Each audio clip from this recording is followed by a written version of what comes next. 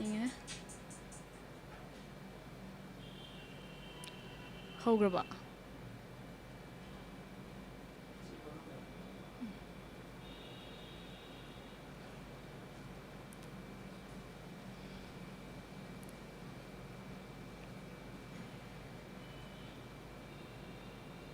ꯃꯤ ꯀꯅꯥꯝ ꯆꯪꯉꯛꯇ꯭ꯔꯤꯁꯤꯗꯤ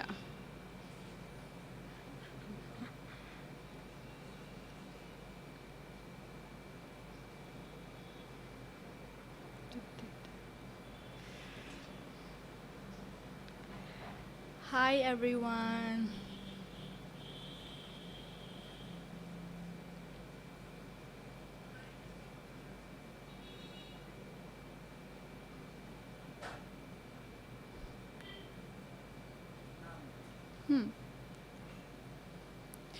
ꯑꯩꯁꯦ ꯅꯍꯥꯟꯒꯩ ꯂꯥꯏꯐ ꯇꯧꯔꯝꯕ ꯃꯔꯛ ꯃꯔꯛꯇ ꯇꯧꯔꯝꯕꯅꯦ ꯑꯗꯣ ꯍꯧꯖꯤꯛꯀꯥꯟꯁꯦ ꯂꯥꯏꯐꯁꯨ ꯇꯧꯗ꯭ꯔꯦ ꯑꯗꯒꯤ ꯑꯩ ꯚꯤꯗꯤꯑꯣꯁꯨ ꯌꯥꯝ ꯀꯟꯅ ꯇꯣꯏꯕ ꯉꯝꯗ꯭ꯔꯦ ꯑꯗꯨꯒꯤ ꯁꯨꯝ ꯉꯁꯤꯁꯦ ꯂꯥꯏꯐ ꯇꯧꯔꯒ ꯑꯩꯒꯤ ꯐ꯭ꯔꯦꯟడ్ꯁ ꯃꯌꯥꯝꯒ ꯁꯨꯝ ꯋꯥꯔꯤ ꯁꯥꯟꯅꯁꯦꯅ ꯇꯧꯔꯛꯄꯅꯦ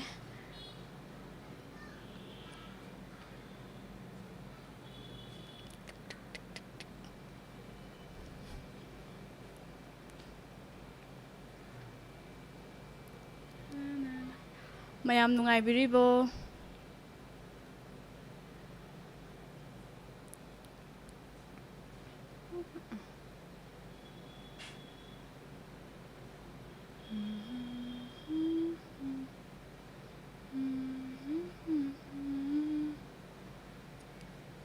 Gitanjali hi Somi hi hi Sandhya hello nungairibo noi kamai taurige Lisi Mutum she's look gorgeous thank you so much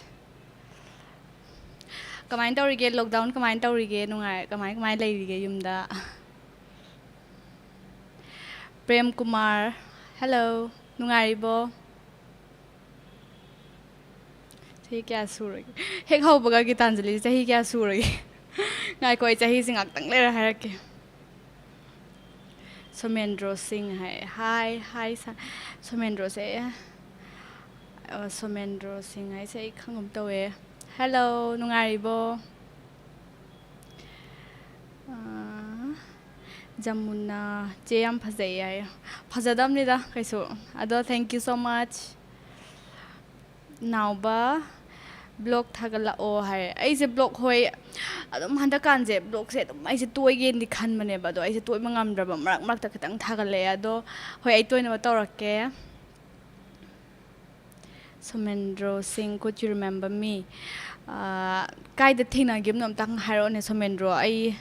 se profile je phajana kano se yaw de ba aduna ai khang mangamdra Chitam hai sis nungairibo nungairi nandi kamai taurige nungairibo Lockdown kamai tauge Manipur da asyam kalle na hai kamai tauge pau khra hairo Nice wallpaper hai thank you so much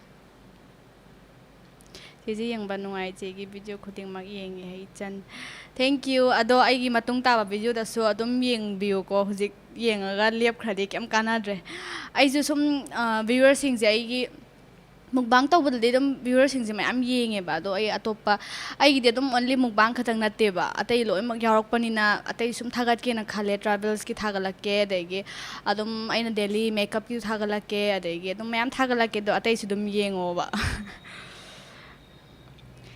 Je pantham nungari bo che gai bai gai nungari ge aje nang kai dai no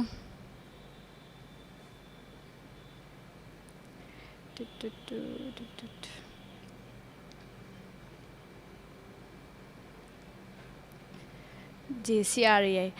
adune ba aina khalle ba nungari bo kamai taurige kuire ko udaba Chitam hoi sis nungari ye blog anauba thagalo hoi thagalakke ko ado ai gi blog se mathang se kai ohenjige mukbangi sum tausira natraga toppa kai kai ta honingba leidu sudum haibiro Linthoi di blog anauba la pa ngai ba ware yeng bagi su yam nungai ye video ngari ko kaubinu Linthoi thank you so much nang adum ai khange haidi ai gi video khudimak adum comment tabirak pune ba and always positive comment pibira e ado thank you so much ado ai thagal lang batauge ko Lisi Matum, let your BF join the live, she say. ꯂꯤꯁꯤ ꯁꯤꯁꯦ ꯃꯥꯁꯦ ꯂꯥꯏꯐꯁꯦ ꯃꯔꯛꯇ ꯌꯥꯎꯍꯜꯂꯛꯀꯦ ꯉꯁꯤ ꯑꯗꯨꯝ ꯑꯩ life ꯃꯔꯛ ꯃꯔꯛ ꯇꯧꯔꯛꯀꯦꯕꯀꯣ ꯑꯗꯨꯀꯥꯟꯗ ꯑꯩ ꯅꯣꯡꯃ ꯌꯥꯎꯍꯜꯂꯛꯀꯦ ꯉꯁꯤꯗꯤ ꯌꯥꯗꯧ ꯃꯥꯟꯗ꯭ꯔꯦ ꯆꯦ ꯃꯨꯛꯕꯥꯡꯒꯤꯅ ꯐꯖꯩꯌꯦ ꯑꯣꯀꯦ ꯑꯣꯀꯦ ꯃꯨꯛꯕꯥꯡꯒꯤ ꯊꯥꯒꯠꯂ ꯂꯣꯏꯔꯦ ꯑꯗꯨ ꯑꯣꯏꯔꯗꯤ ꯅꯥꯎꯕ ꯄꯣꯔꯛ ꯆꯥꯔꯛꯑꯣ ꯍꯥꯏꯔꯦ ꯆꯥꯒꯦ ꯃꯊꯪꯗ ꯄꯣꯔꯛ ꯆꯥꯒꯦ Come love you, I love you too, I love you too. Ibaiga mukbang oina tawroi. Hoi tawrake mathang maado mukbanggum yaubase yam tallena haibako ado ai mamangi ai nganu chabagi blog amda pulap chaminagibdi yaubuneba ado adu matungda ai namina zehar haibase ma kaya sum mukbang tawbudo khangde suma kya yaudi ade ado ai mathangida yauba yabra yeng hotnarakeba yaunaba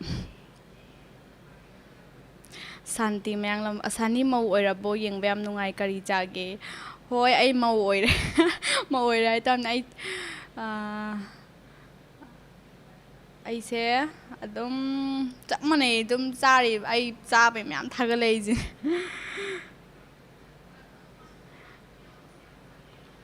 yam nungai lei ko che hai yam nungai lei ko iche hai je ai gyan ta yam nungai na lei hai ra Sumendro hoi nungairi ado nangdi nungairi ba hujikan kaida leige Sumendro isu nungairi ye ai Delhi da leige nangdi kaida leige hoje Nauba koi ba chatpagi oina thagal o hoi mathang aise mathangi blog se aisu tribal blog namjran khan bane ba ado aigi viewers sing na su aina hang bane ba aigi ama aigi anauba khwaidi hen nauba duda aina kai thagaloge habda pork chabiro ne am haibire ba ado aise pork oina cha sira natraga tribal blog oina sem sira na khalleram bane ado ai tribal blog oina sem na batawra age do ready kwa kai yograge James Rahul do nangi live yengamme amma akhoi law hine yo kai haino ai gyan ta dre Rahul do nangi live yenglam ne amma akhoi na law hine James ai nang hai ai gyan ta dre simchi angang yaudri boy sima yaudri ye Bosco sister chak charabo aise morning gi se ngasi morning gi hai tare morning se khoi ngasi je tan noina chai dona chak ti chadre adu ngaktang lai nungdang gi chak ti charni che manipur thokla I khiroi troi herina manipur se handak this year je plan di tawbane ba ko November gum tholak siran khan bane ado aise this year je ai thok taw man re next year oina ta do male ado thokla kan da su ai dum hairake do kan da su thingna ba yari thingna je ko mayam ga so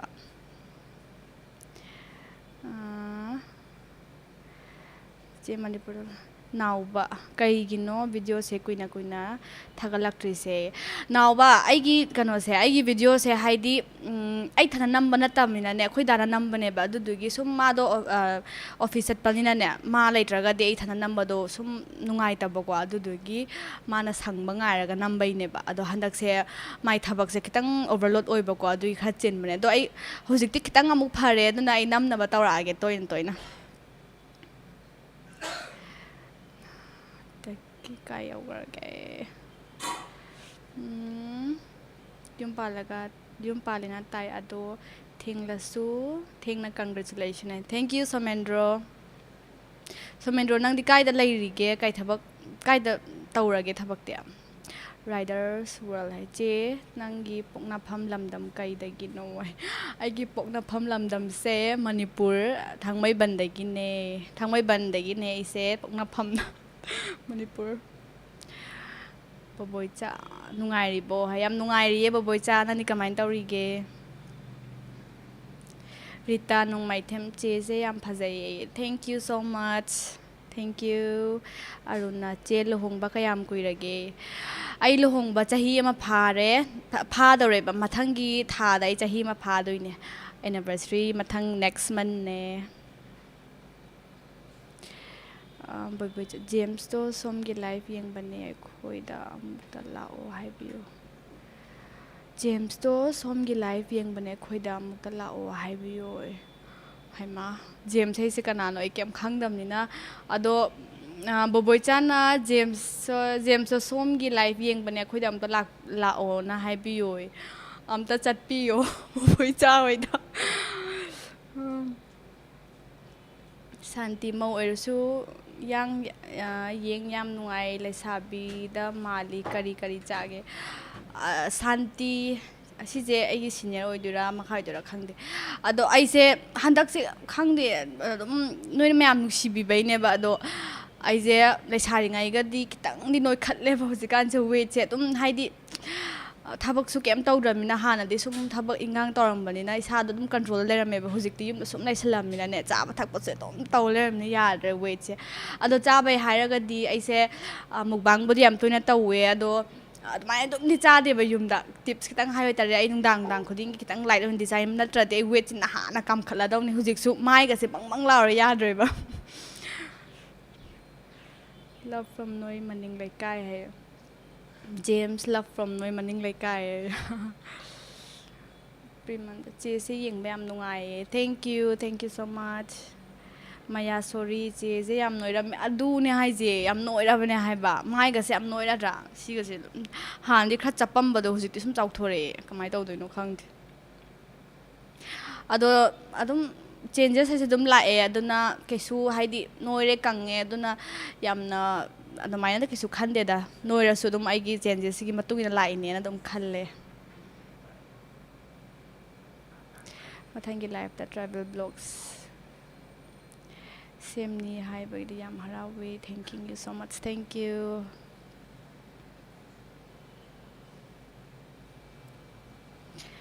ꯂꯤꯁꯤ ꯆꯦ ꯔꯣꯖꯔ ꯎꯠꯂꯛꯑꯣ ꯑꯁ ꯔꯣꯖꯔꯗꯤ ꯌꯥꯝ ꯊꯤ ꯆꯥꯎꯔꯦꯕ ꯑꯩꯈꯣꯏ ꯔꯣꯖꯔꯗꯣ ꯍꯧꯖꯤꯛꯇꯤ ꯑꯗꯣ ꯌꯥꯝ ꯊꯤ ꯉꯥꯎꯁꯟꯅꯕꯗ ꯂꯣꯏꯔꯦ ꯍꯧꯖꯤꯛꯇꯤ ꯂꯥꯏꯐꯇꯒ ꯁꯤꯗꯒ ꯊꯝꯃꯗꯤꯅꯦ ꯆꯣꯡꯖꯜꯂꯛꯑꯅꯤꯕ ꯑꯗꯨꯅ ꯀꯣꯟꯅ ꯃꯥꯅ ꯈꯤꯇꯪ ꯍꯥꯏꯗꯤ ꯇꯨꯝꯕꯒꯨꯝꯕ ꯑꯗꯒꯤ ꯈꯤꯇꯪ ꯀꯩꯅꯣ ꯇꯧꯔꯀꯥꯟꯗ ꯑꯣꯏꯅ ꯎꯠꯂꯛꯑꯒꯦ ꯍꯧꯖꯤꯛꯇꯤ ꯌꯥꯔꯔꯣꯏ ꯄꯨꯔꯥ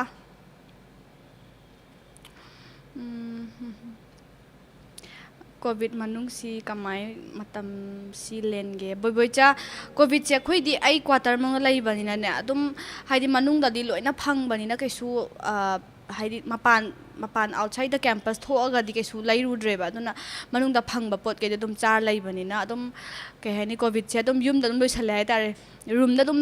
ꯂꯩꯔꯦꯕ ꯈꯪꯕ꯭ꯔꯥ ꯑꯗꯨꯅ ꯀꯣꯚꯤꯠꯀꯤ ꯄꯥꯎ ꯑꯗꯨꯗ ꯀꯩꯀꯩ ꯃꯌꯥꯝꯗꯣ ꯑꯩ ꯀꯩꯁꯨ ꯍꯥꯏꯗꯤ ꯌꯦꯡꯁꯤꯜꯂꯨꯗ꯭ꯔꯦꯕ ꯀꯤꯖꯩꯗꯅ ꯊꯣꯛꯄꯀꯣ ꯑꯗꯨꯅ ꯑꯗꯨꯝ ꯌꯨꯝꯗ ꯂꯩꯔꯦ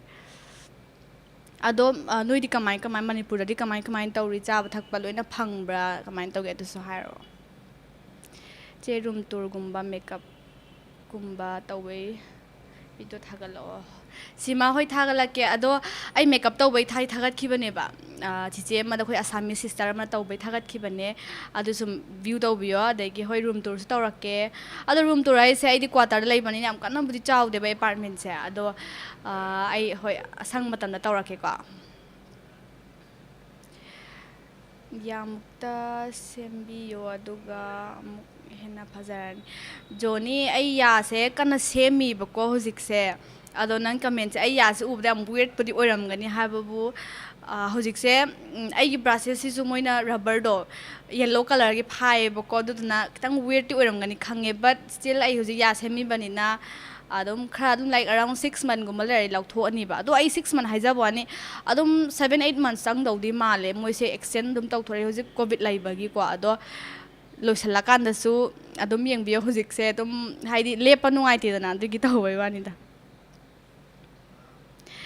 ꯏꯆꯟ ꯚꯤꯗꯤꯑꯣ ꯇꯣꯏꯅ ꯊꯥꯒꯠꯂꯗꯤ ꯁꯕꯁꯀ꯭ꯔꯥꯏꯕꯔ ꯌꯥꯝ ꯍꯦꯟꯒꯠꯂꯒꯅꯤ ꯈꯔ ꯇꯣꯏꯅ ꯊꯥꯒꯠꯄꯤꯔꯛꯑꯣ ꯍꯣꯏ ꯑꯩ ꯊꯥꯒꯠꯅꯕ ꯇꯧꯒꯦ ꯑꯗꯣ ꯁꯕꯁꯀ꯭ꯔꯥꯏꯕꯔꯁꯦ ꯑꯁꯦꯡꯕꯩꯁꯨ ꯃꯌꯥꯝ ꯑꯩ ꯁꯞꯄꯣꯔꯠ ꯇꯧꯕ ꯂꯦꯞꯄꯤꯒꯅꯣ ꯑꯩ ꯍꯧꯖꯤꯛ 20Kꯕꯨꯗꯤ ꯌꯧꯗ꯭ꯔꯤ ꯑꯗꯣ ꯌꯧꯗꯧꯔꯦ ꯑꯗꯣ ꯃꯌꯥꯝ ꯆꯪꯗꯅ ꯇꯧꯔꯒ ꯌꯧꯍꯜꯂꯁꯦ ꯑꯩ 20Kꯁꯦ ꯑꯝꯇ ꯁꯕꯁꯀ꯭ꯔꯥꯏꯕꯔ ꯈꯔ ꯈꯣꯝꯍꯧꯒꯦꯕ ꯅꯠꯇ꯭ꯔꯗꯤ ꯀꯥꯏ ꯌꯧꯈ꯭ꯔꯒꯦ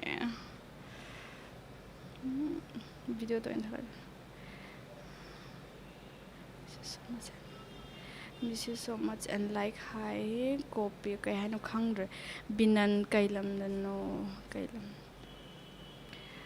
ꯆꯦꯁꯦ ꯌꯥꯝ ꯅꯨꯡꯁꯤꯌꯦ ꯃꯁꯛ ꯐꯖꯕꯅ ꯋꯥ ꯉꯥꯡꯕ ꯇꯥꯕ ꯌꯥꯝ ꯅꯨꯡꯉꯥꯏꯌꯦ thank you so much Rajashree thank you ꯌꯥꯏꯐꯕꯤ ꯆꯥꯅꯨ ꯆꯦꯁꯦ ꯃꯁꯛ ꯌꯥꯝ ꯐꯖꯩꯌꯦ ꯊꯦꯡꯛ ꯌꯨ ꯑꯁ ꯅꯣꯏ ꯃꯌꯥꯝ ꯊꯥꯒꯠꯄꯤꯕꯁꯦ ꯑꯩ ꯌꯥꯝ ꯍꯔꯥꯎꯋꯦ ꯗꯦꯜꯂꯤ ꯀꯥꯏꯋꯥꯏꯗ ꯂꯩꯒꯦ ꯁꯥꯟꯇꯤ ꯑꯩꯁꯦ ꯗꯦꯜꯂꯤꯒꯤ ꯁꯨꯕ꯭ꯔꯣꯇꯣ ꯄꯥꯛꯇ ꯂꯩꯌꯦ ꯀꯦꯝꯄꯁ ꯃꯅꯨꯡꯗ ꯂꯩꯕꯅꯦ ꯄꯞꯖꯤ ꯂꯚꯔ ꯄꯞꯖꯤ ꯆꯦꯁꯦ ꯆꯦ ꯀꯩ ꯂꯝꯗꯩꯅꯣ ꯑꯩꯁꯦ ꯌꯨꯝ ꯑꯩꯅ ꯌꯨꯝ ꯄꯥꯟꯕꯕꯨꯗꯤ ꯁꯒꯣꯜꯕꯟ ꯈ꯭ꯋꯥꯏꯔꯥꯛꯄꯝ ꯂꯩꯀꯥꯏꯗ ꯄꯥꯜꯂꯦꯕꯀꯣ ꯑꯗꯨꯒ ꯑꯩꯒꯤ ꯑꯄꯣꯛꯄꯅ ꯑꯩꯒꯤ ꯏꯄꯥꯝꯅ ꯊꯥꯡꯃꯩꯕꯟꯗꯒꯤ ꯁꯦꯒꯥ ꯔꯣꯗ ꯈ꯭ꯋꯥꯏꯔꯥꯛꯄꯝ ꯂꯩꯀꯥꯏꯗ ꯄꯥꯟꯕ ꯌꯨꯝꯅ ꯆꯦꯒꯤ ꯅꯨꯄꯥꯗꯣ ꯀꯩ ꯁꯥꯟꯅꯒꯦ ꯅꯥꯎꯕ ꯂꯧꯔꯦꯝꯕꯝ ꯍꯥꯏꯌꯦ ꯑꯩꯒꯤ ꯍꯁꯕꯦꯟꯁꯦ ꯃꯥ ꯁꯥꯟꯅꯕꯁꯤꯅ ꯇꯥꯏꯀꯨꯟꯗꯣ ꯁꯥꯟꯅꯩꯌꯦꯕ ꯆꯦ ꯅꯪ ꯑꯣꯜꯂꯦꯗꯣ ꯀꯪꯉꯦ ꯀꯩ ꯍꯥꯏꯅꯣ ꯖꯦꯝꯁ ꯆꯦ ꯅꯪ ꯑꯣꯜꯂꯦꯗꯣ ꯈꯪꯉꯤꯕꯣ ꯑꯣꯜꯂꯦꯁꯦ ꯀꯅꯥꯅꯣ ꯑꯩ ꯈꯪꯗ꯭ꯔꯦ ꯀꯔꯝꯕꯅꯣ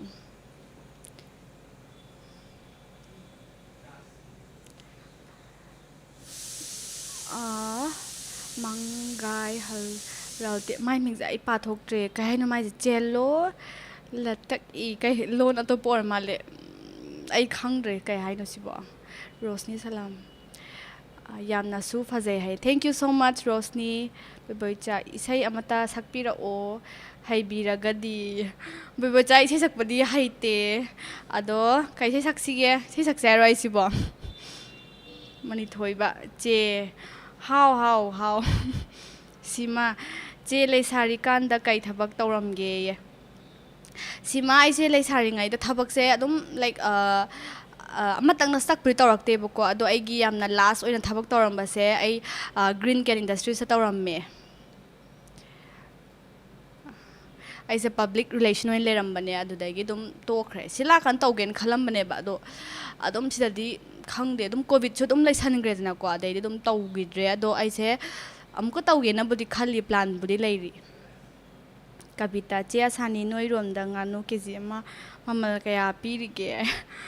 ꯌꯥꯝ ꯅꯣꯛꯅꯤꯡꯉꯦ ꯅꯪ ꯋꯥꯁꯦ ꯑꯗꯣ ꯑꯩꯈꯣꯏ ꯁꯨꯝ ꯀꯥꯟꯗ ꯉꯥꯅꯨꯁꯦ ꯌꯥꯝ ꯊꯤꯅ ꯍꯣꯡ ꯂꯩꯔꯝꯕꯩ ꯋꯥꯟꯗ ꯉꯥꯅꯨꯁꯦ ꯃꯃꯜꯗꯤ ꯃꯥꯟꯅꯗꯦꯕꯀꯣ ꯑꯗ ꯉꯥꯅꯨꯁꯦ ꯀꯦꯖꯤꯗ ꯂꯥꯏꯛ 450 ꯃꯨꯛꯇꯤ ꯄꯤꯔꯝꯕꯅꯦꯕ ꯑꯗꯣ ꯅꯍꯥꯟ ꯃꯐꯝꯁꯦ ꯇꯣꯉꯥꯜꯂꯦ ꯑꯗꯨꯅ ꯃꯐꯝ ꯑꯇꯣꯞꯄꯗ ꯅꯍꯥꯟ ꯂꯩꯕ ꯃꯇꯝꯗ 300 ꯂꯩꯍꯧꯕꯅ ꯌꯥꯝ ꯊꯤ ꯍꯣꯡꯅ ꯑꯗꯣ ꯀꯄꯤꯇꯥ ꯅꯪ ꯁꯤ ꯍꯪꯉꯛꯏꯁꯦ ꯅꯪ ꯉꯥꯅꯨ ꯈꯔ ꯄꯥꯝꯃꯝꯗꯧ ꯃꯥꯜꯂꯦ ꯆꯨꯝꯕ꯭ꯔꯥ ꯁꯥꯟꯇꯤ ꯃꯅꯤꯄꯨꯔꯗꯒꯤ ꯌꯨꯝꯗꯒꯤ ꯊꯣꯛꯄꯗ ꯐꯨꯕ ꯍꯪꯉꯣꯏ ꯆꯣꯡꯕꯒꯤ ꯃꯇꯥꯡ ꯌꯧꯔꯦ ꯃꯌꯥꯝ ꯆꯦꯛꯁꯤꯟꯃꯤꯟꯅꯁꯦ ꯑꯗꯨꯅꯦ ꯍꯥꯏꯁꯦ ꯑꯩꯅ ꯚꯤꯗꯤꯑꯣꯗ ꯊꯦꯡꯅꯩꯌꯦꯕ ꯍꯪꯉꯣꯏ ꯆꯣꯡꯕ ꯑꯗꯣ ꯑꯁ ꯌꯥꯝ ꯊꯤꯅ ꯍꯥꯏꯗꯤ ꯁꯨꯝ ꯅꯨꯡꯉꯥꯏꯇꯦꯗꯅ ꯌꯥꯝꯅ ꯑꯛꯋꯥꯔꯗ ꯐꯤꯜ ꯇꯧꯔꯝꯒꯅꯤ ꯍꯥꯏꯕ ꯑꯗꯨꯗꯒꯤ ꯑꯉꯥꯡ ꯃꯆꯥꯁꯨ ꯅꯠꯇꯦ ꯑꯍꯟ ꯑꯣꯏꯔꯀꯥꯟꯗ ꯇꯧꯕꯗꯣꯀꯣ ꯑꯗꯣ ꯃꯌꯥꯝ ꯑꯗꯨꯝ ꯍꯥꯏꯗꯤ ꯌꯥꯝ ꯊꯤꯅ ꯍꯧꯖꯤꯛꯀꯥꯟ ꯁꯤꯔꯤꯌꯁ ꯑꯣꯏꯁꯜꯂꯛꯑꯕꯅꯤꯅ ꯑꯗꯨꯝ ꯌꯨꯝꯗ ꯂꯩꯕꯤꯔꯒ ꯐꯖꯅ ꯆꯦꯛꯁꯤꯟꯅ ꯂꯩꯕꯤꯌꯣ ꯑꯩꯁꯨ ꯂꯩꯖꯔꯤ ꯃꯌꯥꯝꯁꯨ ꯅꯥꯗꯅꯕ ꯍꯣꯠꯃꯤꯟꯅꯁꯦ ꯄꯨꯂꯞ ꯏꯁꯩ ꯁꯛꯂꯛꯑꯣ ꯐꯖꯅ ꯑꯃ ꯏꯁꯩꯁꯦ ꯍꯣꯏ ꯁꯛꯑ ꯂꯣꯏꯔꯦ ꯀꯩꯗꯧꯔꯒꯦ ꯑꯗꯣ ꯏꯁꯩ ꯑꯃ ꯒꯦꯁ ꯇꯧꯔꯛꯑꯣ ꯉꯥꯛꯇꯪ ꯂꯩꯔ ꯁꯛꯂꯛꯅꯕ ꯁꯦꯁ ꯍꯦꯔꯣꯗꯣ ꯀꯦꯃꯦꯔꯥ ꯃꯃꯥꯡ ꯊꯣꯛꯅꯤꯡꯗꯕ ꯌꯥꯝ ꯁꯥꯔꯤꯗꯣ ꯀꯩꯒꯤꯅꯣ ꯑꯗꯨꯅꯦ ꯗꯥꯗꯤꯁꯅꯤ ꯊꯣꯛꯂꯛꯑꯣ ꯁꯨꯡꯌꯥ ꯌꯥꯗꯦ ꯍꯥꯏꯕ ꯑꯗꯨꯝ ꯂꯣꯠ ꯂꯩꯔꯦ ꯃꯥ ꯍꯦꯛ ꯌꯥꯎꯔꯗꯤꯅꯦ ꯑꯩ ꯍꯧꯂꯛꯀꯅꯨ ꯑꯗꯨꯝ ꯇꯧ ꯂꯩ ꯍꯥꯏꯕ ꯅꯣꯏ ꯃꯌꯥꯝ ꯆꯪꯅ ꯈꯤꯇ ꯍꯥꯏꯔꯛꯑꯣꯕ ꯆꯤꯡꯂꯦꯝꯕꯤ ꯍꯥꯏ ꯅꯨꯡꯉꯥꯏꯔꯤꯕꯣ ꯀꯨꯏꯔꯦ ꯅꯪ ꯀꯩꯅꯣꯁꯨ ꯅꯪ ꯅꯝꯕꯔꯁꯨ ꯑꯝꯇ ꯂꯩꯇ꯭ꯔꯦ ꯑꯩꯉꯣꯟꯗ ꯏꯆꯦ ꯂꯩꯕꯤꯔꯕ꯭ꯔꯣ ꯏꯆꯥ ꯂꯩꯕꯤꯔꯕ꯭ꯔꯣ ꯑꯣ ꯑꯩꯗꯤ ꯏꯆꯦꯅ ꯇꯥꯎꯔꯦ ꯗꯣꯅꯦꯛꯁ ꯂꯩꯇ꯭ꯔꯤꯌꯦ ꯁꯨꯃꯦꯟꯗ꯭ꯔꯣ ꯒꯨꯍꯥꯇꯤꯗ ꯂꯩꯔꯝꯃꯦ ꯑꯦꯌꯥꯔꯄꯣꯔꯠ ꯖꯣꯕ ꯇꯧꯔꯒ ꯄꯦꯟꯗꯃꯤꯛꯁꯤꯅ ꯃꯔꯝ ꯑꯣꯏꯔꯒ ꯌꯨꯝꯗ ꯊꯣꯛꯂꯛꯄꯅꯦ ꯍꯧꯖꯤꯛꯇꯤ ꯌꯨꯝꯗ ꯂꯩꯌꯦ stay home okay you too stay home stay safe take care Debkanta ꯆꯦꯁꯦ ꯆꯍꯤ ꯀꯌꯥ ꯁꯨꯔꯒꯦ ꯑꯩꯁꯦ ꯆꯍꯤ ꯑꯩꯅ ꯃꯃꯥꯡꯗ ꯂꯥꯏꯐ ꯇꯧꯕ ꯑꯃꯗꯤ ꯌꯥꯎꯈ꯭ꯔꯕꯅꯦꯕ ꯑꯗ ꯆꯍꯤꯗꯤ ꯍꯥꯏꯈꯤꯕꯅꯦ ꯑꯗꯣ ꯑꯝꯇ ꯒꯦꯁ ꯇꯧꯔꯛꯑꯣꯅꯦ ꯏꯁꯥꯅꯁꯨ ꯈꯪꯖꯅꯕ ꯑꯩꯁꯦ ꯌꯥꯝ ꯑꯍꯟ ꯃꯥꯜꯂꯕ꯭ꯔꯥ ꯅꯠꯇ꯭ꯔꯒꯅ ꯀꯃꯥꯏꯅ ꯇꯧꯔ ꯎꯔꯤꯒꯦꯗꯣ ꯆꯦꯁꯦ ꯍꯧꯖꯤꯛ ꯂꯩꯕꯤꯔꯤꯕ ꯃꯐꯝꯁꯤ ꯀꯗꯥꯏꯗꯅꯣ ꯏꯕꯥꯏꯁꯦ ꯑꯥꯔꯃꯤꯗꯁꯨ ꯂꯩꯕꯤꯕ ꯃꯥꯜꯂꯦ ꯑꯥꯔꯃꯤꯗꯤ ꯅꯠꯇꯦ ꯑꯦꯌꯔ ꯐꯣꯔꯁꯅꯦꯕꯀꯣ ꯑꯗꯣ ꯑꯩꯅ ꯂꯩꯔꯤꯁꯤꯅ ꯁꯨꯕ꯭ꯔꯣꯇꯣꯄꯥꯛꯇ ꯂꯩ ꯄꯨꯔꯅꯤꯃꯥ ꯆꯦ ꯏꯁꯩ ꯁꯛꯄꯤꯔꯛꯑꯣ ꯏꯁꯩ ꯗꯤꯃꯥꯟꯁꯦ ꯌꯥꯝ ꯌꯥꯝꯃꯦꯍꯦ ꯑꯩꯁꯦ ꯀꯩꯅꯣ ꯑꯩꯁꯦ ꯈꯣꯟꯗꯤ ꯌꯥꯝ ꯐꯠꯇꯦ ꯅꯣꯏ ꯃꯌꯥꯝ ꯑꯃꯨꯛ ꯚꯥꯏꯔꯦꯜ ꯑꯃꯨꯛ ꯆꯠꯇꯅ ꯏꯁꯩ ꯌꯥꯝ ꯊꯤꯅ ꯁꯛꯄ ꯅꯨꯄꯤꯅ ꯇꯧꯔꯒ ꯁꯥꯟꯇꯥ ꯆꯦ ꯂꯥꯏꯛ ꯇꯧꯃꯤ ꯌꯥꯃꯥꯍꯥ ꯑꯖꯦ ꯂꯥꯏꯛ ꯇꯧꯔꯦ ꯌꯥꯃꯥꯍꯥ ꯑꯖꯦ ꯀꯩ ꯍꯥꯏꯅꯣ ꯈꯪꯗ꯭ꯔꯦ ꯆꯦꯁꯦ ꯆꯍꯤ ꯀꯌꯥ ꯁꯨꯔꯒꯦ ꯑꯩ ꯍꯥꯏꯕꯨꯗꯤ ꯍꯥꯏꯔꯛꯀꯦ ꯅꯪ ꯃꯌꯥꯝꯇ ꯒꯦꯁ ꯇꯧꯕꯤꯔꯛꯑꯣ ꯑꯩ ꯆꯍꯤꯁꯦ ꯕꯕꯣꯏꯆꯥ ꯄꯨꯟꯁꯤ ꯏꯁꯩ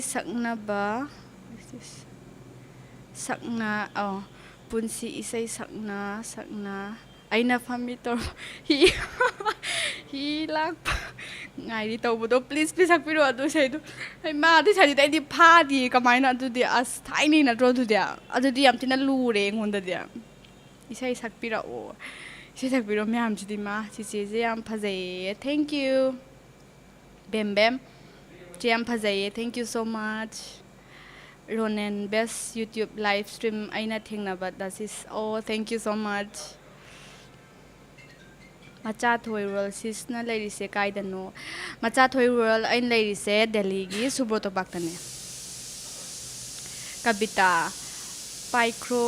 ꯂꯦꯇꯔ ꯀꯧꯕꯤ ꯆꯦꯛꯂꯥ ꯍꯥꯏꯕ ꯁꯩꯔꯦꯡꯗꯣ ꯇꯥꯈ꯭ꯔꯕꯣ ꯆꯦ ꯇꯥꯗ꯭ꯔꯤꯌꯦ ꯀꯩ ꯁꯩꯔꯦꯡ ꯀꯔꯝꯕ ꯁꯩꯔꯦꯡꯅꯣ ꯑꯗꯨꯕꯣ ꯁꯨꯅꯤꯂꯥ ꯆꯍꯤ ꯀꯌꯥ ꯁꯨꯔꯒꯦ ꯆꯦ ꯑꯩ ꯆꯍꯤ ꯑꯌꯥ ꯇꯜꯂꯤꯉꯣ ꯅꯣꯏ ꯆꯍꯤ ꯏꯔꯛꯏ ꯃꯌꯥꯝꯁꯦ ꯑꯣ ꯃꯥꯏ ꯒꯣꯠ ꯌꯥꯝ ꯊꯤꯅ ꯌꯥꯝꯃꯦ ꯍꯥꯏꯕ ꯅꯣꯏ ꯏꯔꯛꯏꯁꯦ ꯌꯥꯝ ꯇꯜꯂꯤꯉꯣ ꯅꯣꯏ ꯒꯦꯁꯁꯦ ꯌꯥꯝ ꯊꯤꯅ ꯑꯩꯁꯦ ꯌꯥꯝ ꯊꯤꯅ ꯂꯤ ꯂꯩꯔꯝꯃꯦ ꯉꯥꯏꯈꯣꯀꯣ ꯀꯥꯏ ꯌꯧꯈ꯭ꯔꯒꯦ 26 ꯃꯥꯜꯂꯦ 27 ꯃꯨꯛ ꯃꯥꯜꯂꯦ ꯑꯥꯏ ꯊꯤꯡ 27 or 26 ꯆꯦ ꯀꯩ ꯃꯤꯡ ꯀꯧꯒꯦ ꯑꯩ ꯃꯤꯡ ꯑꯁꯥꯅꯤ ꯀꯧꯋꯦ ꯄꯨꯔꯅꯤꯃꯥ 26 ꯑꯣ ꯃꯥꯏ ꯒꯣꯠ ꯔꯤꯇꯥ 27 ꯅꯠꯇ꯭ꯔ 28 ꯃꯥꯜꯂꯦ ꯆꯦꯒꯤ ꯁꯛꯇꯨꯗꯤ ꯈꯣꯍꯤꯗꯧꯅ ꯊꯨꯝꯃꯦꯍꯦ 29 ꯃꯥꯜꯂꯤ ꯁꯤ ꯃꯆꯦꯗꯗ 25 ꯑꯁ ꯑꯗꯣ ꯑꯩ ꯆꯍꯤꯁꯦ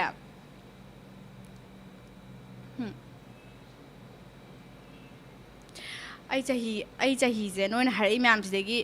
ꯂꯦꯁꯇꯤ ꯌꯥꯝ ꯑꯣꯏꯌꯦ ꯍꯥꯏꯕ 29 or 30 ꯍꯥꯏꯅ ꯑꯩ ꯆꯍꯤ 30ꯒ ꯁꯨꯔꯝꯗꯣꯏ ꯃꯥꯜꯂꯤꯔꯕ ꯑꯩ ꯆꯍꯤ 24 ꯈꯪꯉꯤꯔꯕ ꯃꯌꯥꯝ ꯇꯥꯕꯗ ꯁꯛꯅ ꯍꯦꯟꯅ ꯍꯅꯨꯔꯦꯅ ꯆꯦ ꯗꯗꯥꯒ ꯀꯃꯥꯏ ꯊꯦꯡꯅꯔꯛꯀꯦ ꯆꯦꯒ ꯗꯗꯥꯒ ꯅꯨꯡꯁꯤꯅꯔꯛꯄꯩ ꯋꯥꯔꯤ ꯃꯇꯦꯛ ꯑꯝꯇ ꯍꯥꯏꯕꯤꯌꯨ ꯁꯤꯃ ꯑꯗꯣ ꯁꯤ ꯋꯥꯁꯦ ꯑꯩ ꯕ꯭ꯂꯣꯛ ꯑꯃ ꯁꯦꯝꯃꯒ ꯑꯣꯏꯅ ꯊꯥꯒꯠꯂꯛꯑꯒꯦ ꯑꯗꯨꯅ ꯐꯠꯇ꯭ꯔꯥ ꯍꯧꯖꯤꯛ ꯂꯤꯊꯣꯛꯈ꯭ꯔꯗꯤ ꯌꯥꯝ ꯊꯤꯅ ꯀꯩꯅꯣ ꯑꯣꯏꯔꯔꯣꯏꯕ ꯈꯤꯇꯪ ꯀꯩꯅꯣ ꯑꯣꯏꯅꯕꯀꯣ 25 ꯃꯨꯛ ꯂꯩꯔꯝꯒꯗꯕ ꯃꯥꯜꯂꯦ ꯆꯦꯁꯦ 25 ꯆꯪꯉꯛꯏꯅꯦ ꯍꯣꯏ ꯆꯟ ꯑꯥꯔꯀꯤ 25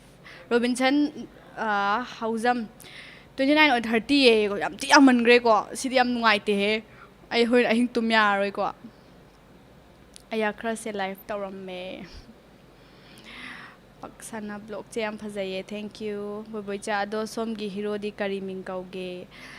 ꯑꯩꯒꯤ ꯍꯁꯕꯦꯟꯒꯤ ꯃꯤꯡꯅ ꯆꯤꯡꯂꯦꯝꯕ ꯀꯧꯋꯦ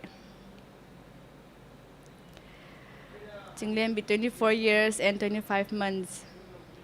ꯆꯤꯡꯂꯦꯝꯕꯤ ꯗꯥꯏꯔꯦꯛ ꯍꯥꯏꯔꯛꯏꯁꯦ ꯎꯔꯕ ꯃꯥꯗꯤ ꯄꯨꯔꯥ ꯈꯪꯕꯅꯦ ꯑꯩꯒꯤ ꯏꯃꯥꯟꯅꯕꯤꯅꯦ ꯑꯗꯨꯅꯅꯦ ꯆꯦꯁꯦ ꯔꯥꯁꯤ ꯌꯥꯝ ꯂꯩꯌꯦ ꯊꯦꯡꯀ꯭ꯌꯨ ꯂꯤꯁꯤ ꯃꯇꯨꯝ 24 ꯍꯥꯏꯔꯛꯄꯒꯤ ꯊꯦꯡꯀ꯭ꯌꯨ ꯑꯗꯣ ꯑꯩꯅ 24 ꯍꯥꯟꯅ ꯍꯥꯏꯗꯣꯛꯈ꯭ꯔ ꯃꯇꯨꯡꯗ ꯍꯥꯏꯔꯛꯏꯔꯥ ꯅꯠꯇ꯭ꯔꯒꯅ ꯒꯦꯁ ꯇꯧꯔ ꯍꯥꯏꯔꯛꯑꯥ ꯑꯗꯨ ꯑꯝꯇ ꯍꯥꯏꯔꯛꯑꯣ ꯆꯦꯁꯦ ꯂꯨꯍꯣꯡꯕꯩ ꯈꯪꯕꯗꯣ ꯅꯠꯇ꯭ꯔꯣ ꯃꯥꯅꯦ ꯂꯨꯍꯣꯡꯕꯗ ꯈꯪꯕꯗꯣ ꯆꯍꯤ ꯀꯌꯥꯗ ꯌꯨꯝ ꯄꯥꯜꯂꯒꯦ ꯑꯗꯨꯗꯤ ꯔꯣꯕꯤꯟꯁꯟ ꯑꯩ ꯂꯥꯁ ꯌꯔ ꯄꯥꯜꯂꯤꯅꯦ ꯔꯤꯇꯥ ꯅꯣꯡꯃꯥꯏꯊꯦꯝ ꯆꯦ ꯀꯧꯔꯝꯃꯒ ꯀꯩꯅꯣ ꯆꯦ ꯀꯧꯔꯝꯃꯒ ꯂꯦꯡꯒꯥ ꯑꯣꯏꯔꯝꯃꯦ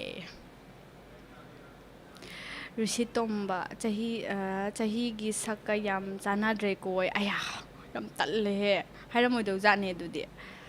ꯏꯃꯥꯏ ꯑꯩꯗꯤ ꯏꯆꯦꯒ ꯀꯧꯔꯤꯁꯤꯗꯤ ꯀꯧꯗꯣꯏ ꯑꯣꯏꯔꯝꯃꯦ ꯑꯕꯦ ꯀꯧꯗꯣꯏ ꯑꯣꯏꯔꯝꯃꯦ ꯍꯥꯏꯁꯤꯅꯦ ꯆꯍꯤ 2ꯃꯨꯛꯇꯤ ꯍꯦꯟꯊꯔꯒ ꯑꯗꯨꯝ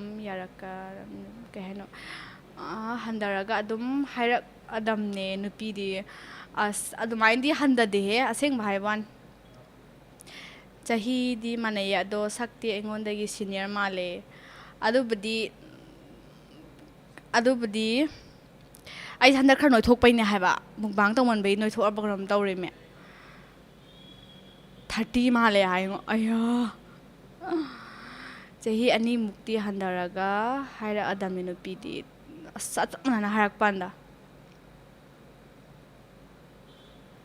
ꯍꯣꯏ ꯌꯥꯏꯌꯦ ꯆꯦꯒꯤ ꯂꯞ ꯁ꯭ꯇꯣꯔꯤ ꯚꯤꯗꯤꯑꯣ ꯑꯣꯏꯅ ꯁꯤꯟꯕꯤꯔꯛꯑꯣ ꯑꯩꯅ ꯍꯜꯂꯦ ꯑꯗꯨꯗꯤ ꯑꯣꯀꯦ ꯕ꯭ꯂꯣꯛ ꯅꯨꯡꯉꯥꯏꯕ ꯊꯧꯕꯤꯔꯛꯑꯣ ꯑꯣꯀꯦ ꯁꯤꯁꯇꯔꯁꯦ ꯑꯥꯎꯠꯁꯥꯏꯠ ꯅꯨꯄꯥꯗ ꯃꯥꯜꯂꯨꯔꯦ ꯃꯩꯇꯩꯂꯣꯟ ꯉꯥꯡꯉꯛꯄꯗꯨꯗ ꯂꯥꯏꯚ ꯆꯪꯉꯛꯏꯅꯦ ꯑꯥꯎꯠꯁꯥꯏꯠ ꯅꯨꯄꯥꯗ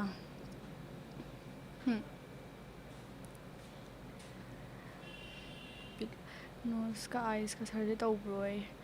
ꯕꯤꯂꯨ ꯅꯣꯁꯀ ꯑꯥꯏꯁꯀ ꯁꯔꯖꯔꯤ ꯇꯧꯕ꯭ꯔꯣ ꯍꯥꯏ 25 ꯃꯟ ꯂꯣꯜ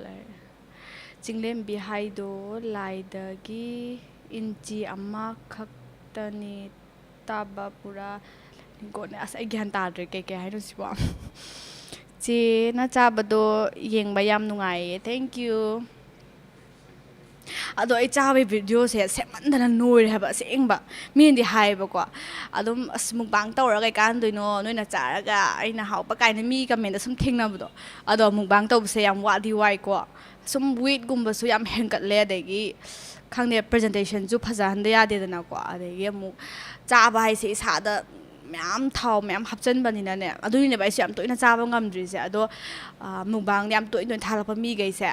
ꯍꯥꯏꯗꯤ ꯊꯕꯛ ꯀꯩꯝ ꯂꯩꯇꯦ ꯀꯥꯏꯅ ꯈꯟꯕꯤꯒꯅꯣ ꯃꯣꯏꯒꯤꯁꯨ ꯌꯥꯝ ꯊꯤꯅ ꯋꯥꯔꯤꯅꯦ ꯍꯥꯏꯕ ꯁꯞꯄꯣꯔꯠ ꯇꯧꯔꯤꯅꯦꯕ ꯑꯩꯒꯤꯁꯦ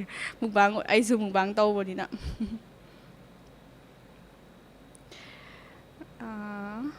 ꯆꯦꯅ ꯆꯥꯕꯗꯣ ꯌꯦꯡꯕ ꯌꯥꯝ ꯅꯨꯡꯉꯥꯏ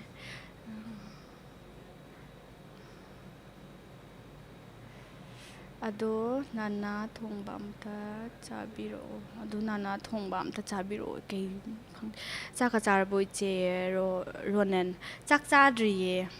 ꯑꯩ ꯉꯁꯤ ꯑꯌꯨꯛꯀꯤ ꯆꯥꯛꯁꯨ ꯇꯟ ꯑꯣꯏꯅ ꯆꯥꯔꯦꯕ ꯉꯁꯤꯗꯤ ꯑꯗꯨꯅ ꯆꯥꯛ ꯆꯥꯗ꯭ꯔꯤ ꯕꯤꯖꯤꯌꯥ ꯆꯦꯆꯦ ꯍꯥꯎ ꯌꯥꯝ ꯅꯨꯡꯁꯤꯅ ꯀꯧꯔꯛꯏꯃꯦ ꯅꯥꯎꯕ ꯅꯪ ꯂꯩꯔꯤꯁꯦ ꯀꯥꯏꯗꯅꯣ ꯅꯥꯎꯕ ꯑꯩ ꯉꯁꯥꯏꯅꯕꯨꯗꯤ ꯑꯩ ꯃꯃꯥꯡ ꯍꯥꯏꯗꯤ ꯉꯁꯥꯏꯗꯒꯤ ꯂꯥꯏꯚ ꯇꯧꯔꯛꯏꯅꯤꯅꯀꯣ ꯑꯗꯣ ꯍꯥꯏꯈ꯭ꯔꯕꯅꯦ ꯑꯩꯅ ꯂꯩꯔꯤꯁꯦ ꯗꯦꯜꯂꯤꯗꯅꯦ ꯁꯨꯕ꯭ꯔꯣꯇꯣꯄꯥꯛꯇ ꯂꯩꯕ ꯕꯤꯖꯨ ꯃꯥꯜꯂꯦ ꯑꯁ ꯑꯩꯗꯤ ꯌꯥꯝ ꯅꯣꯏꯔꯦꯗ ꯌꯥꯗ꯭ꯔꯦꯗ ꯕꯤꯖꯨ ꯑꯩꯗꯤ ꯏꯄꯥ ꯄꯥꯏꯌꯦ ꯑꯩꯗꯤ ꯃꯥꯏꯒꯁꯦ ꯂꯣꯏꯔꯦ ꯌꯥꯗ꯭ꯔꯦ ꯄ꯭ꯔꯤꯌꯥꯡꯀꯥ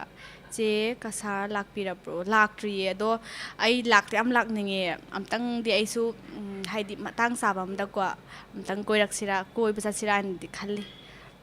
ꯌꯥꯝ ꯅꯨꯡꯁꯤꯌꯦ ꯁꯤꯁꯇꯔ ꯔꯥꯁꯤ ꯌꯥꯝ ꯂꯩꯌꯦ ꯍꯥꯏꯃ ꯊꯦꯡꯛ ꯌꯨ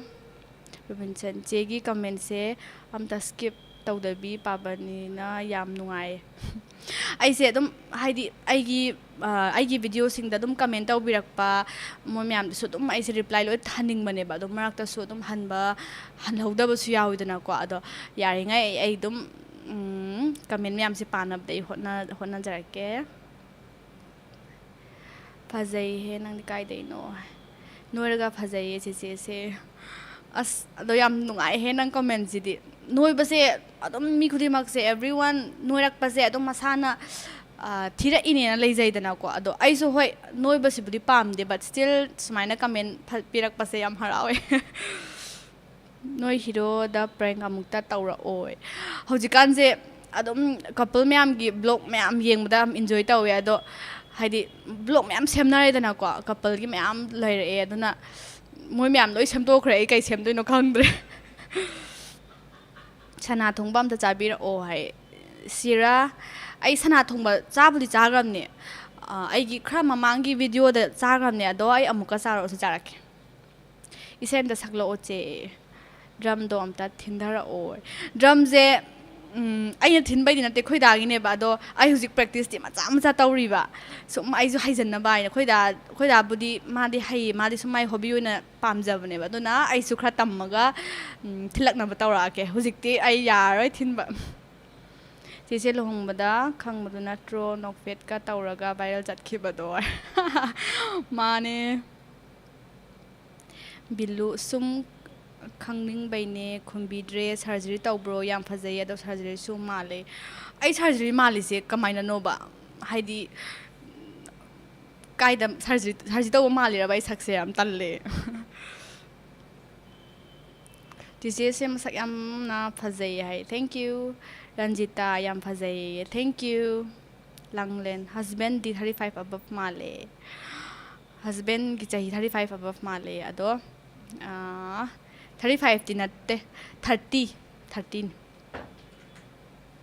ꯑꯩꯈꯣꯏ ꯕꯥꯅꯤꯃꯛꯁꯦ ꯂꯣꯏꯅ ꯂꯤꯕ ꯃꯥꯜꯂꯤꯔꯕ ꯀꯃꯥꯏꯅ ꯇꯧꯔꯤꯅꯣ ꯁꯤꯕꯣ Hi, I am from Sikkim, Kunandasan, Manipuri. Hello, Rosan.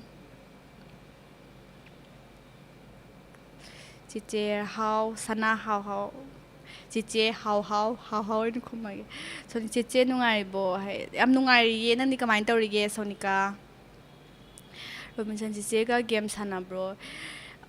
Game se atum marakta ga di sana biyawe bo. Doso adum anama ai se studio ne ba ko ai na marakta video namba de du tawba sing do adum sida namme ba ko ado game play tawbera game je khoi dan sana bai ne si room sa loin thamme ba ko ado ai marakta ai room tour guma torok taraga di ai full do ulaki che pathok matam da maming haibiramoi snera hairake Bye nang khara noi khatlam me ado aduna hena phasa thoe bye thank you noira phasa thoe hai ba side hen harau di laitre asengba Robinson simple hai thank you Miranda oinam ai age sing asai mamang da di high grade ko ado moina aina guess aroi ne ai 30 years old male ne sibu hen mandra ba ai sibu kappo haira ba nam da hairo ne ai age kya mali no ba I think as the age at hang lady me guys na age at hang up I know some hangs at lady loy makta hadi am cunning bodo anay bi pazay ko hey thank you longzam now ba mito yam pazay ngaure thank you so much now cha che se wangang bataba nungaye che thank you ai se asing bai dine wangang ba ai yam ngang ninge ko ado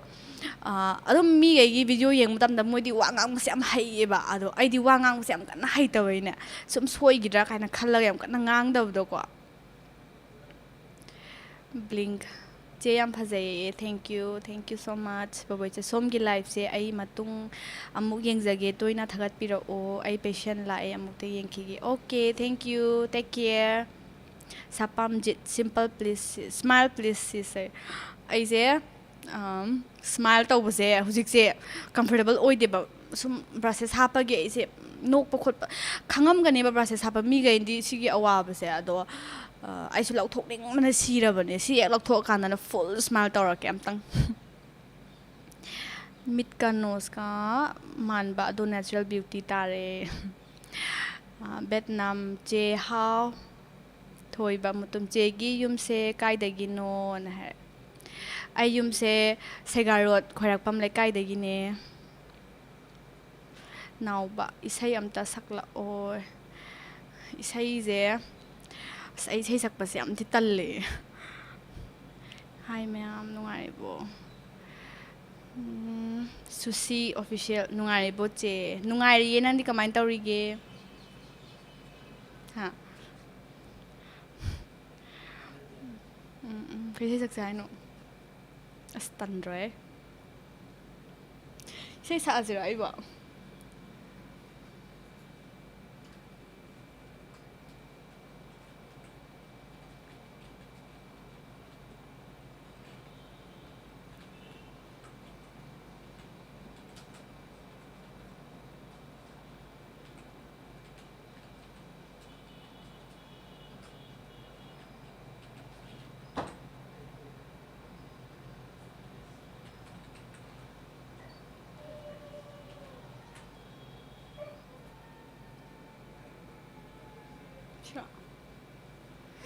isai je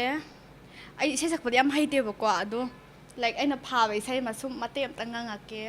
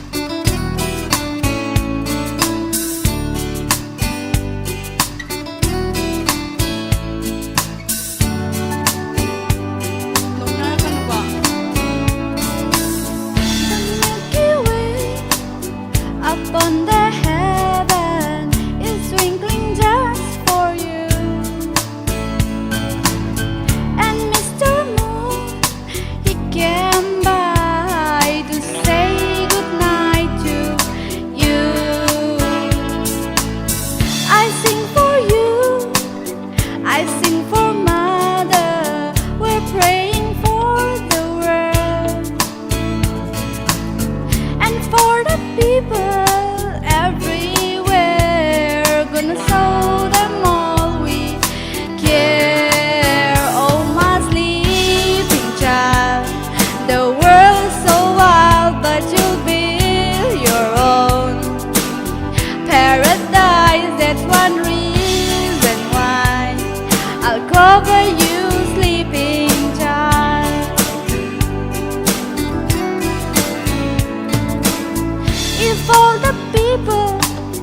around the world, they had a mind like yours, we'll have no fightings and no war. There will last in peace on earth. If all the kings and all the leaders could see you here this way, they would hold the earth in their arms. They would learn to watch you play. Oh, my sleeping child, the world's so wild, but you build your own paradise. That's one reason why I'll cover you, sleeping child.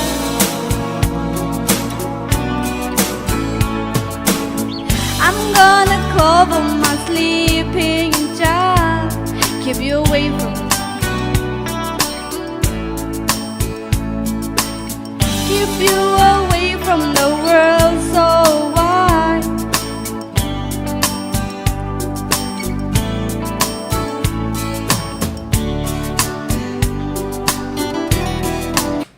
Yeah.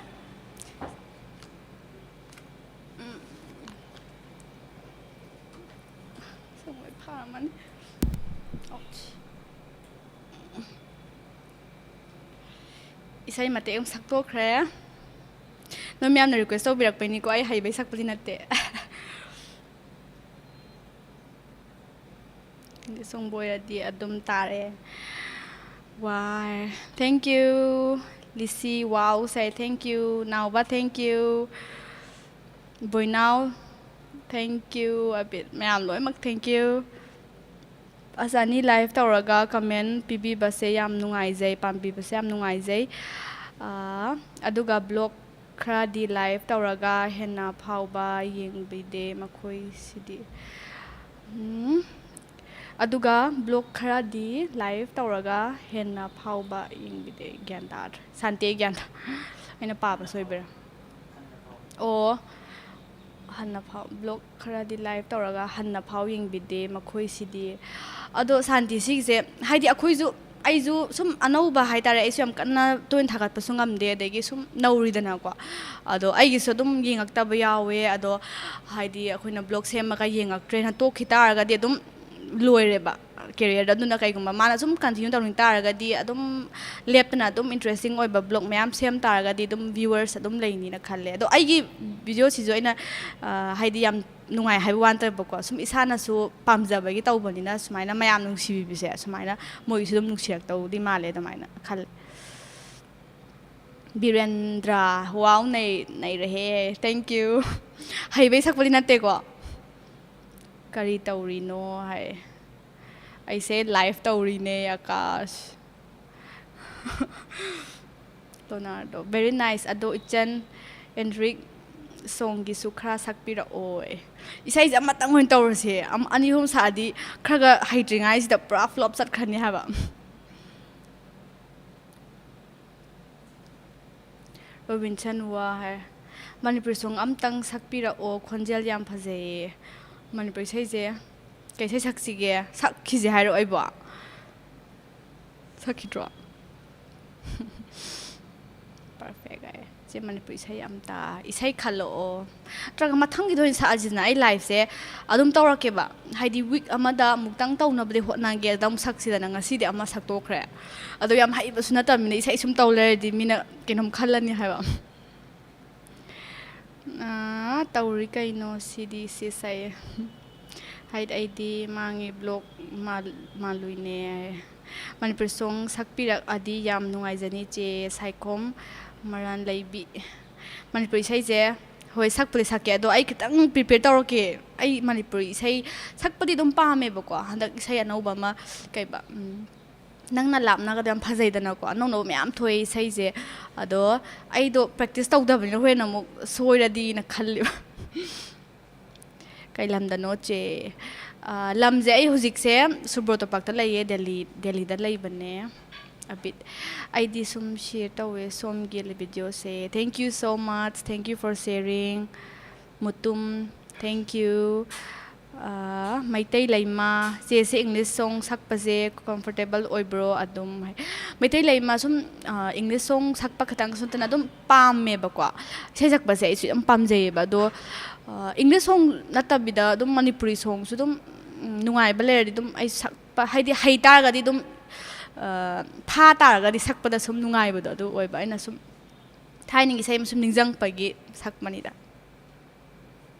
ꯌꯥꯝ ꯍꯩꯇꯤ ꯍꯩꯔꯝꯃꯣꯏ ꯅꯣꯏ ꯇꯧꯁꯤꯟꯅ ꯌꯧꯔꯝꯒꯅꯤ ꯅꯪ ꯏꯁꯇꯨꯗꯤꯑꯣꯒꯤꯁꯦ like ꯁꯤꯗꯤ block ꯁꯦꯝꯃꯛꯑꯣ ꯍꯣꯏ ꯁꯦꯝꯃꯛꯀꯦ thank you ꯖꯦꯟ thank you Birendra ꯆꯦꯒꯤꯁꯦ ꯑꯍꯥꯟꯕꯅꯤ ꯉꯁꯤ ꯊꯦꯡꯅꯔꯤꯁꯦ ꯕꯤꯔꯦꯟꯗ꯭ꯔ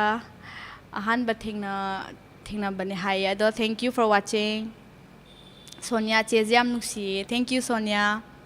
ꯅꯨꯡꯁꯤꯕꯤꯕꯒꯤ ꯏꯆꯦꯁꯦ ꯕ꯭ꯔꯣꯒ ꯀꯃꯥꯏꯅ ꯊꯦꯡꯅꯔꯛꯄꯅꯣ ꯋꯥꯔꯤ ꯈꯔ ꯂꯤꯕꯤꯔꯛꯑꯣ ꯃꯥꯔꯁꯦꯜ ꯑꯩ ꯁꯤꯁꯦ ꯑꯩ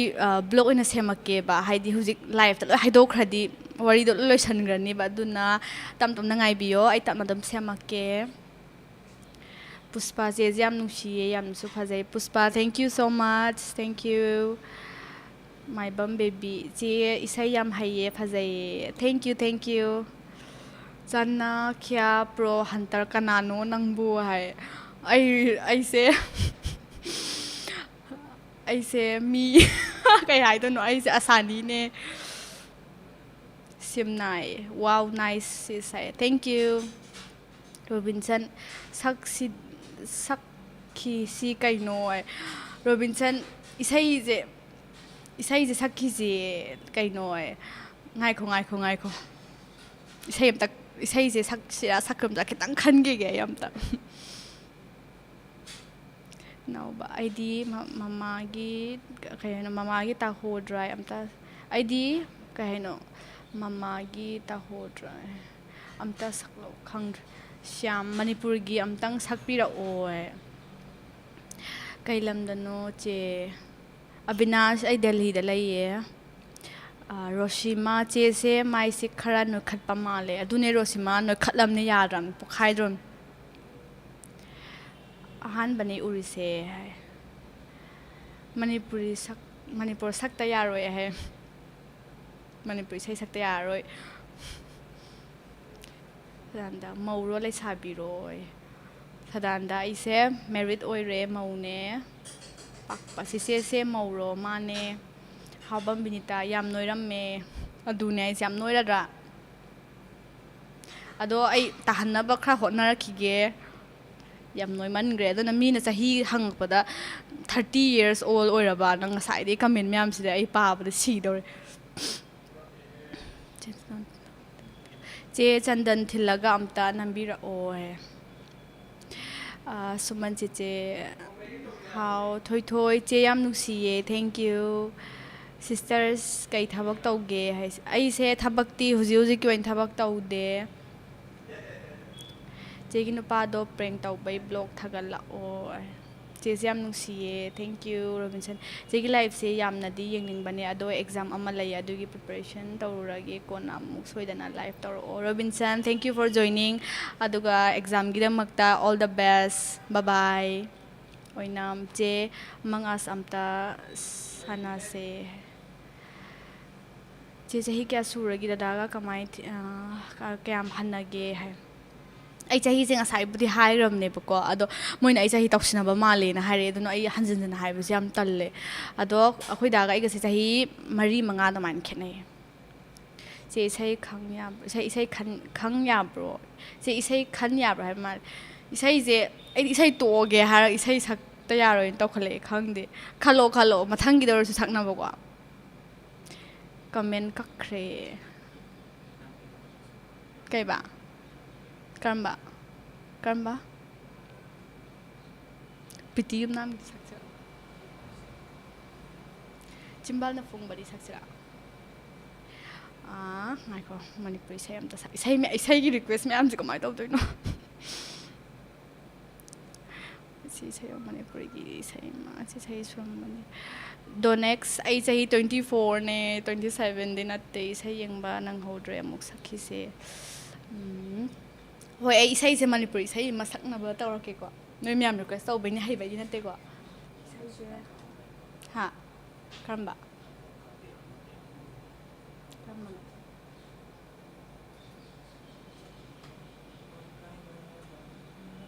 ꯍꯥꯏꯐꯝ ꯈꯪꯗꯦ ꯀꯩꯕ ꯍꯥꯏꯔꯛꯑꯣ ꯍꯥꯏꯐꯝ ꯈꯪꯗꯦ ꯈꯪꯗꯦ ꯑꯗꯨ ꯏꯁꯩ ꯐꯥꯗꯤꯌꯦ ꯑꯣꯏꯁꯩꯗꯣ ꯀꯥꯎꯈ꯭ꯔꯦꯅꯦ ꯃꯃꯤꯡꯗꯣ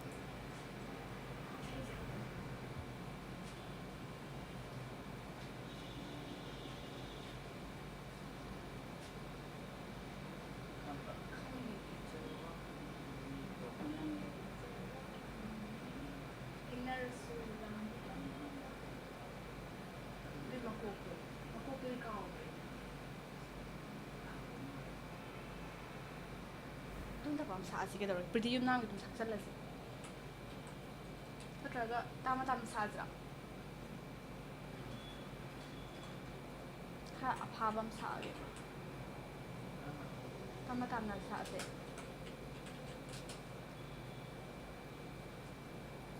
ꯑꯩ ꯇꯥꯝꯁꯦ ꯍꯩꯕ꯭ꯔꯣ ꯑꯩ ꯀꯥꯎꯔꯦ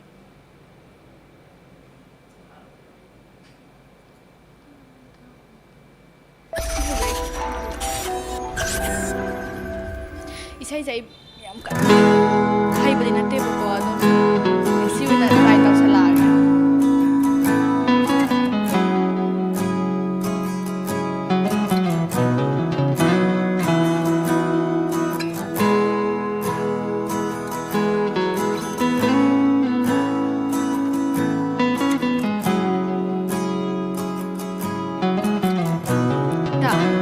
ꯁꯤ ꯁꯛꯅꯤꯡꯗ꯭ꯔꯤ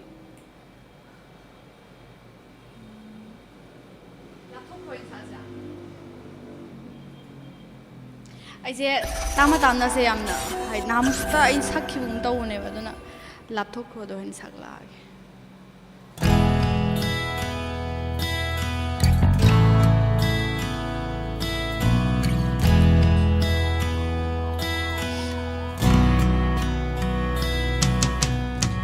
ꯅꯪꯅ ꯑꯩꯕꯨ ꯅꯨꯡꯁꯤꯕꯗꯤ ꯑꯣꯏꯔꯝꯂꯦ ꯃꯃꯤꯡꯇꯒꯤ ꯀꯔꯤꯒꯤꯅꯣ ꯑꯩꯒꯤꯗꯃꯛ ꯂꯦꯞꯄ ꯉꯝꯗ꯭ꯔꯤꯕ ꯂꯦꯞꯆꯈꯤꯕꯅꯤ ꯅꯪ ꯏꯟꯅꯅ ꯈꯨꯗꯣꯡꯊꯤꯕ ꯀꯌꯥꯒꯤ ꯃꯥꯡꯗ ꯑꯗꯨꯕꯨ ꯊꯥꯗꯣꯛꯇꯨꯅ ꯆꯠꯈ꯭ꯔꯦ ꯏꯐꯝꯗꯩ ꯑꯩꯕꯨ ꯊꯥꯗꯣꯛꯂꯝꯂꯒ 이낙되기 랍토크라가 아이부 까우바 ngamlani khaladi 아이부 mirai ramlaga 아이부 nathai ramlaga mo kautokro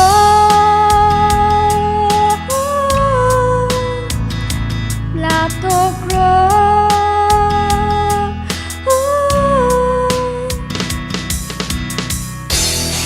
Tamiram mo nang naifamda Karamomo no kani aisu Nang yaudra pun siyasina Haibiram mo nang naifamda Haukraba wari singdo Ningsing laga karam no kani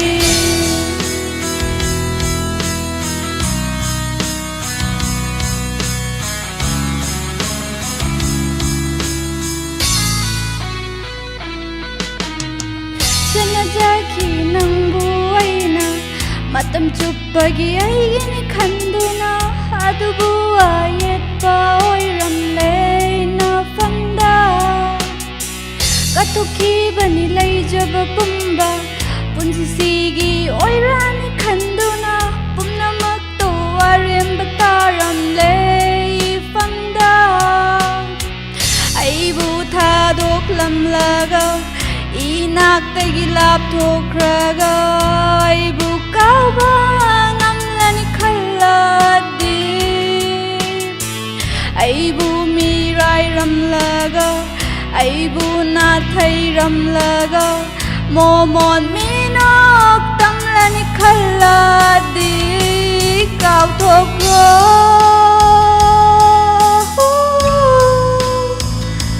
lapthokro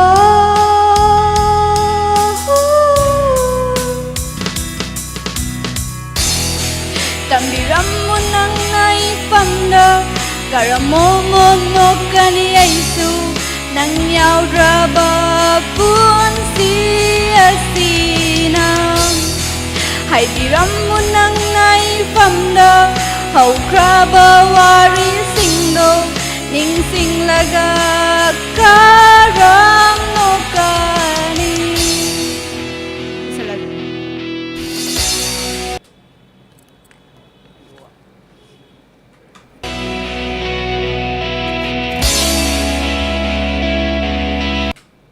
Saya pernah satu prank ngasih di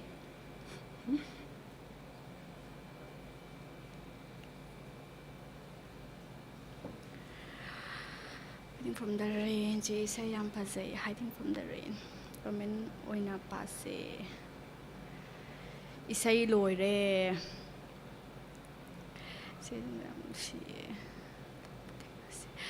Sapam Indrajit. Che Delida la ani thingna se mathangda hoi thingna je sapam la kan hairo o Danapati che gi nupa se kai thabak tawge hai ai gi husband se air force oye ado ma se sanju sanai taekwondo sana bane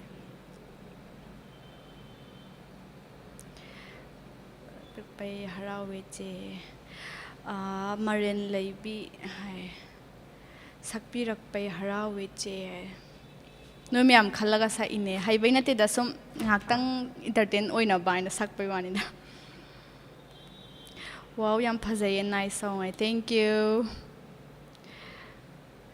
ado ai live se ngasi se phanayam di kuire live ta khulai se ado mathangda amuk thengna se ngasi go indi live se ai try lo chalage ado aigi live ta view to birak mayam thank you so much and aigi mathangi videos live ta dum changbiro o wari watai dum sana se okay then bye bye take care everyone